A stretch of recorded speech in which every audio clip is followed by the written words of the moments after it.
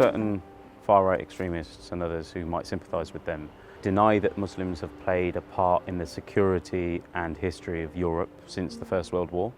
And of course, this is an inconvenient truth for them. But this also challenges the narrative pushed by a lot of religious extremists who want to say that Islam and the West represent a clash of civilizations and that we can't get along. When in truth, what we found in the trenches is that all of these soldiers from different faith backgrounds, nations and cultures got along perfectly well.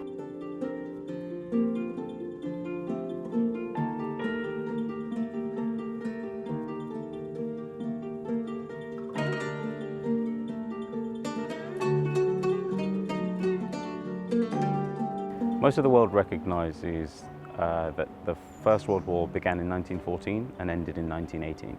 However, our research shows that the battles and skirmishes that the colonial troops were involved in continued for another year.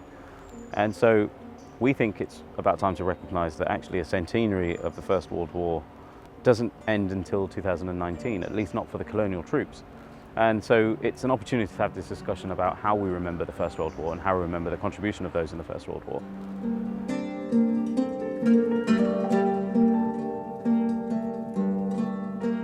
In Germany, there was a prisoner of war camp where the first mosque was built. This was in a town called Zossen.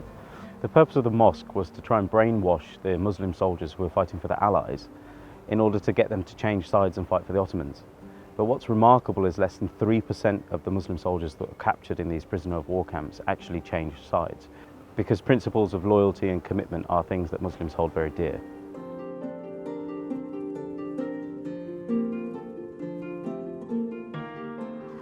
We've also found great stories of friendship between European soldiers and Middle Eastern and North African soldiers about how Muslim and Christian soldiers specifically asked to be buried next to each other because they wanted to be buried with their brother-in-arms that they fought alongside in the trenches, as well as images of what you could say are the first ever selfies, where there are European women and their children taking photographs with these soldiers, almost as if they're celebrities.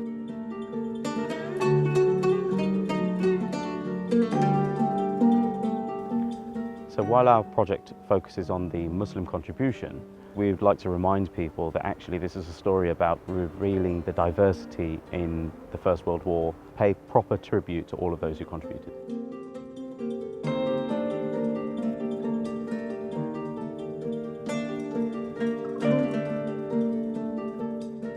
There are polarizing discussions and debates about identity and religion, and the soldiers in World War I showed us the perfect examples of how we can bring those communities together and build bridges of peace.